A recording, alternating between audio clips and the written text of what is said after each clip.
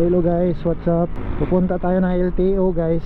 Tatanong tayo kung pwede mag-renew dahil may expired yung license ko guys ngayong January. Tapos ano ngayon, October pala ngayon. October ngayon, tapos January may expired. Tatanong natin kung pwede mag-renew. Pwede mag-renew dahil ano tayo, OFW tayo. Kaya tanong natin guys. Sasabihin ko sa inyo guys kung pwede mag-renew ng ganito, malayo pa. Dito tayo pupunta sa LTO Dasmariñas guys. Dito na yata banda yun. Ito na nga. Ito na nga LTO guys.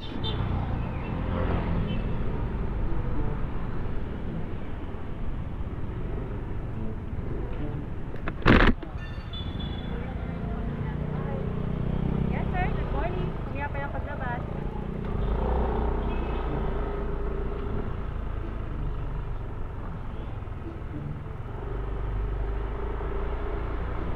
Pagpasok nyo guys may bayad.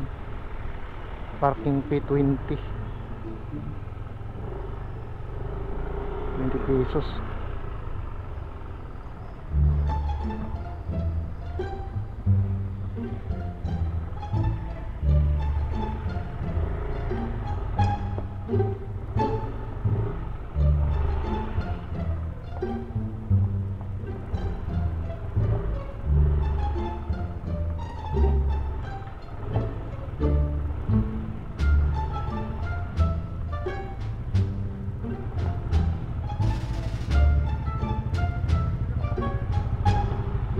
Si lilong-lilong na.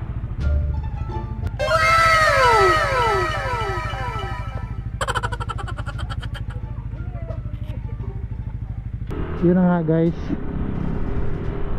nakapunta na ako na LTO. Ngayon requirements nila guys, pag early renewal, pag OFW ka, plane ticket lang. Kailangan may plane ticket kayo guys para makapag-renew kayo kahit hindi pa expired.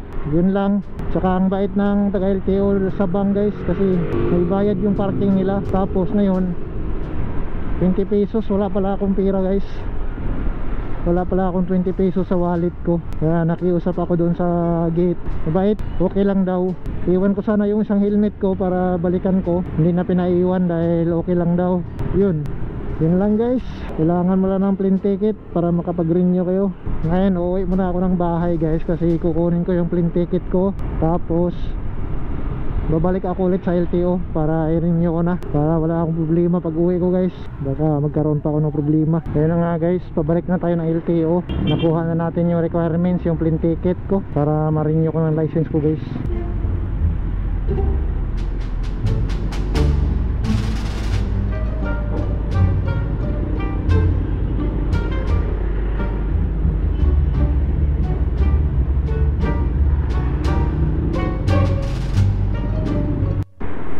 Yun na nga guys, natapos ko na yung pag-renew ko ng license ko. Yun ang kailangan guys pag OFW ka, plane ticket. Pag hindi pa expired yung license mo. Tapos mayroong exam sa portal guys, sa ano lang, search nyo sa Google yung LTO portal. May pipill upan kayong form doon, tapos may exam doon. Napakadali lang yung exam guys.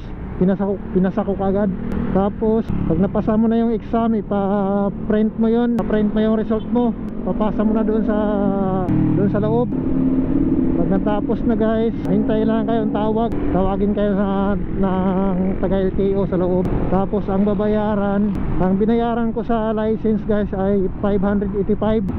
Tapos sa medical, may medical pa kasi guys eh. Sa medical naman 600. Yun, 585 plus 600, 1185.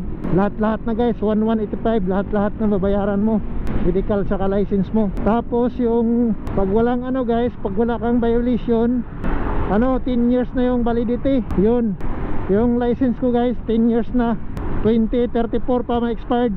Yun lang guys, kunting idea lang binibigay sa inyo. Hindi ko na binidyo yung pagkuha ko doon. At least may idea lang ng konti. At yun guys, hanggang dito lang. Maraming salamat sa panood. Bye bye.